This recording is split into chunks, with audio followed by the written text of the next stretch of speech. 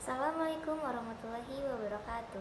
Perkenalkan, saya Erika Dwiandini dari kelas A dengan NIM 555423001 akan mempresentasikan hasil review jurnal saya yang berjudul Konsep Penetapan Harga dalam Perspektif Islam. Pada jurnal yang berjudul Konsep Penetapan Harga dalam Perspektif Islam ditulis oleh Supriyadi Muslimin, Zainab, dan Wardah Jafar dan diterbitkan oleh Al-Azhar Journal of Islamic Economics pada tahun 2020.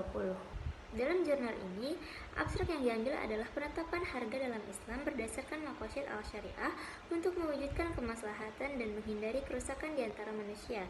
Harga ditentukan oleh keseimbangan permintaan dan penawaran serta keadilan ekonomi. Namun, pemerintah dapat mengambil kebijakan penetapan harga jika terjadi distorsi pasar untuk mengembalikan harga pada titik keseimbangannya. Secara teoritis, tidak ada perbedaan yang signifikan antara ekonomi klasik dan ekonomi modern dalam teori harga. Harga wajar ditentukan oleh interaksi antara permintaan dan penawaran dalam persaingan sempurna.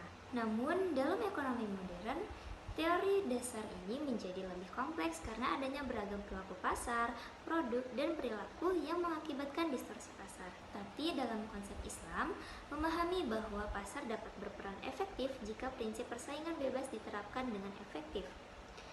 Dan pemerintah tidak memiliki wewenang untuk melakukan intervensi terhadap harga pasar dalam kondisi normal. Selanjutnya, saya akan menjelaskan konsep harga dalam ekonomi. Sebelumnya, saya akan menjelaskan apa sih harga. Harga adalah elemen penting dalam strategi pemasaran yang mempengaruhi pendapatan perusahaan. Harga menunjukkan nilai produk dan mempengaruhi volume penjualan serta laba yang diperoleh. Harga dapat disesuaikan lebih cepat dibandingkan dengan ciri-ciri produk, saluran, dan promosi. Harga juga berfungsi sebagai komunikasi nilai yang diperlukan perusahaan dalam pasar tentang produk atau mereknya. Nah, dalam sintetis, harga adalah wujud nilai suatu barang atau jasa dalam satuan uang. Harga dapat diartikan sebagai nilai yang diberikan pada suatu transaksi serta sebagai kekuatan membeli untuk mencapai kepuasan dan manfaat. Teori harga menjelaskan bagaimana harga barang di pasar itu terbentuk, ditentukan oleh interaksi antara permintaan dan penawaran. Nah, dalam konteks marketing mix, penentuan harga sangat penting dan harus diperhatikan dengan hati-hati karena harga dapat mempengaruhi kesuksesan produk dan jasa. Lalu ada tujuan penetapan harga, di mana tujuan ini terdapat 4 tujuan. Yang pertama berorientasi pada laba, yang bermaksud mencari harga yang menghasilkan laba paling tinggi, tapi sulit dalam persaingan global. Yang kedua berorientasi pada volume, yakni mencapai target penjualan atau pangsa pasar dengan menetapkan harga. Yang ketiga berorientasi pada citra, membentuk atau mempertahankan citra dengan harga tinggi atau rendah. Dan yang terakhir berorientasi pada harga, yakni mempertahankan hubungan stabil dengan harga pemimpin industri. Selanjutnya ada metode penetapan harga. Penetapan harga dalam berbagai industri memiliki metode yang berbeda-beda tergantung pada tujuan yang ingin dicapai. Dalam industri manufaktur, harga ditentukan dengan menambah persentase di atas biaya produksi, sedangkan dalam industri dagang, harga ditentukan dengan menambah persentase di atas modal.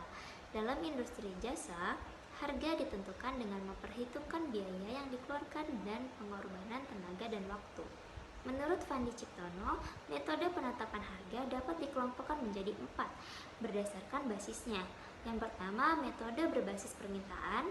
Yang kedua, metode berbasis biaya.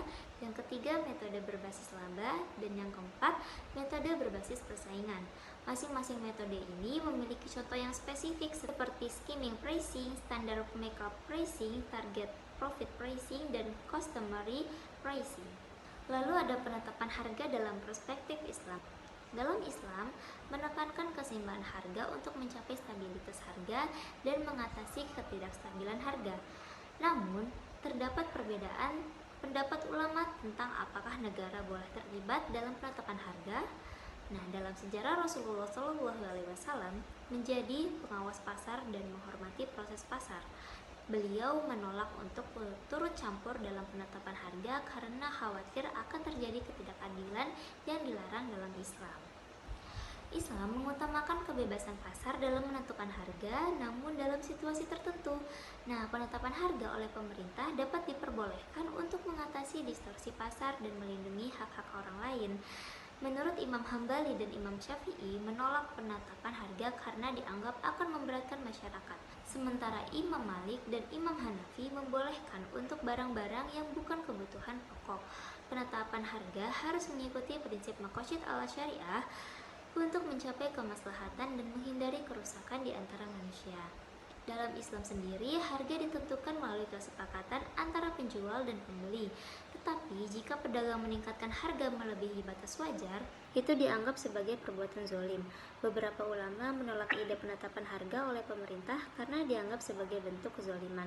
Sementara lainnya mendukung kebijakan pengaturan harga dalam situasi darurat dengan menekankan perlunya kebijakan harga yang adil.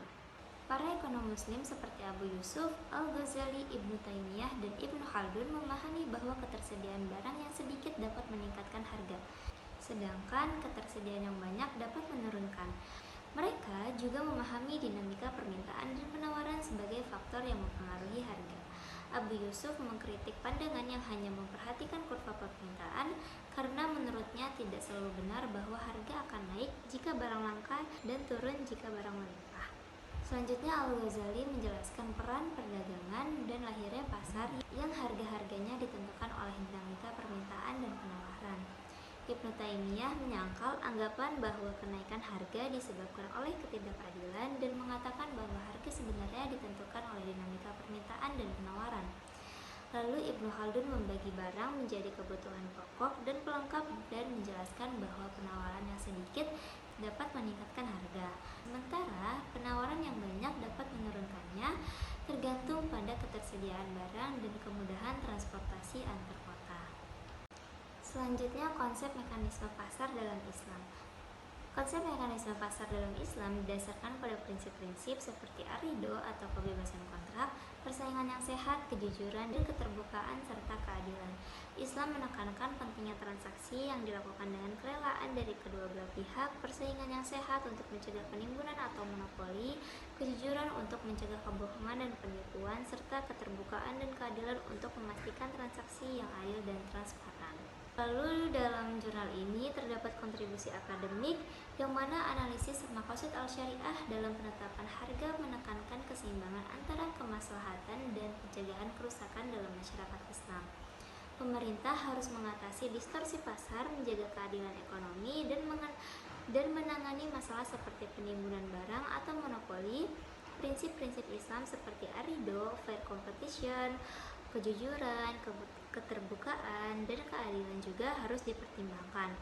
Lalu, analisis ini menjelaskan bagaimana prinsip-prinsip seperti perlindungan harta, kebaikan yang dikenal umum, dan lainnya diterapkan untuk menciptakan penetapan harga yang adil dan sesuai dengan nilai-nilai Islam.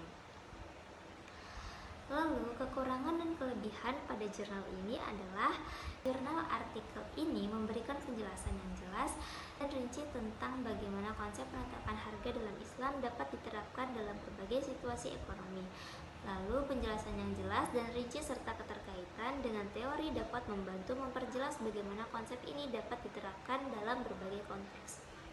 Namun, analisis ini memiliki keterbatasan dalam memberikan referensi yang jelas dan spesifik terhadap sumber-sumber yang digunakan, yang dapat mengurangi kepercayaan pembaca terhadap hasil penelitian. Selain itu, tulisan tidak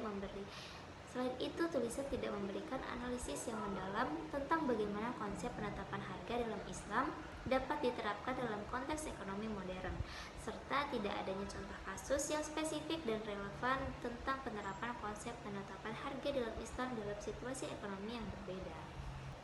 Lalu dapat diambil kesimpulannya, yaitu harga adalah unsur pemasaran yang paling mudah disesuaikan dan mengkomunikasikan nilai produk.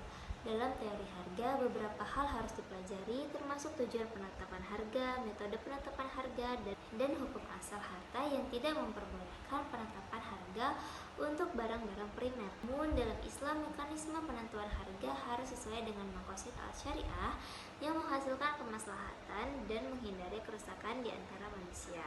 Sekian presentasi dari saya. Kurang lebihnya mohon maaf. Wassalamualaikum warahmatullahi wabarakatuh.